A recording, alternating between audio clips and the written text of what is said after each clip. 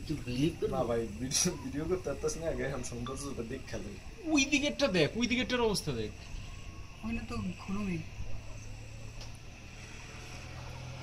দেখছস গাছের উপাস দিয়ে কেমনে মেঘ আছে?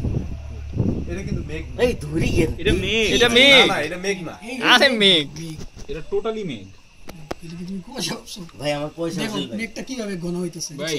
আসবে একটু পরেই, এখনই যে আমাদের এখানে ঢুকে এই যাবে। সর সর সর বেটা।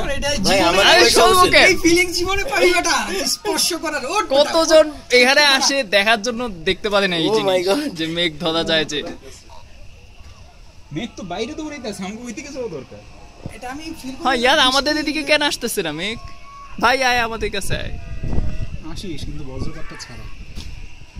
ওই যে হেরা পাইছে, হেরা স্পর্শ করে বলতেছে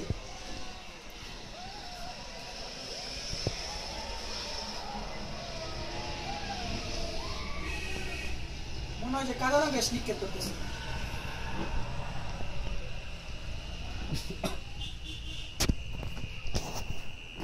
ওই যে দেখ কেমনে মেঘ করে পুরা ঢাকা ফেলাইছে, পুরা ঢাকা ফেলাইছে।